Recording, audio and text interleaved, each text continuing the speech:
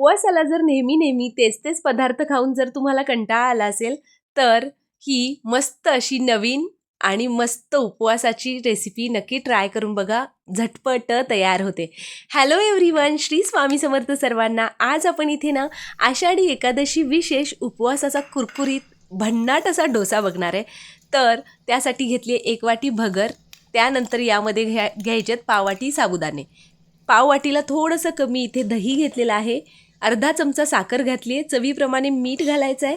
यामध्ये पाणी घालून आपल्याला याचं दाटसर असं वाटण करून घ्यायचं आहे. आपण नेहमी जसं डोशासाठी बॅटर बनवतो, ज्या कन्सिस्टन्सीचं बॅटर बनवतो अगदी तीच कन्सिस्टन्सी हवी आपल्याला इथे.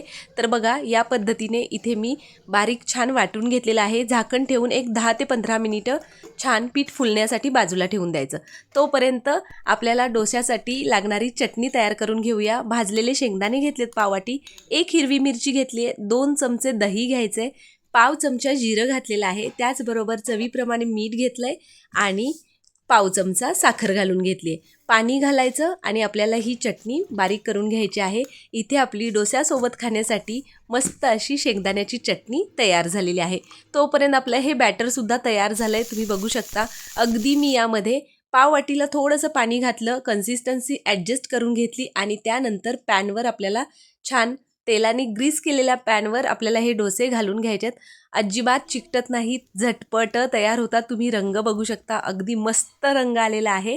तर इथे आपला पहिला डोसा खाण्यासाठी तयार झालेला आहे. तुम्हाला हवं असेल तर तुम्ही उलटून सुद्धा भाजू शकता. मी एकाच बाजूनी छान असे भाजून घेतलेले आहेत. उलटून भाजण्याची तशी गरज लागत नाही, पण तुम्हाला हवं असेल तर तुम्ही भाजून घेऊ शकता. तर बघा दुसरा डोसासुद्धा अगदी मस्त तयार झालेला आहे. उपवासाचे नेहमी तेच पदार्थ, खिचडी, साबुदाण्याचे वडे जर खाऊन तुम्हाला कंटाळा आला असेल तर या पद्धतीने हा उपवासाचा कुरकुरीत डोसा या आषाढीला नक्की ट्राय करा. इथे आपले डोसे तयार झालेले आहेत, त्याचबरोबर खाण्यासाठी शेंगदाण्याची चटणी तयार झालेली आहे. झटपट तयार होतात. अगदी घरात अवेलेबल असलेल्या साहित्यामध्ये तुम्ही हे उपवासाचे कुरकुरीत असे डोसे तयार करू शकता. आहे की नाही भन्नाट रेसिपी, त्याचबरोबर सोपी आहे, झटपट सुद्धा तयार होते. बरं, कोणीही अगदी पहिल्याच प्रयत्नात परफेक्ट असे हे उपवासाचे खमंग कुरकुरीत डोसे तयार करू शकतं. तर या आषाढी एकादशीला तुम्ही या पद्धतीने मस्त असे कुरकुरीत उपवासाचे डोसे नक्की ट्राय करून बघा, तुम्हाला नक्की आवडतील. बरं, कोणतीही पूर्वतयारी करायला लागत नाही. अगदी कोणत्याही पूर्वतयारीशिवाय हे झटपट तयार होणारे उपवासाचे कुरकुरीत डोसे तयार होतात आणि मस्त लागतात चवीला.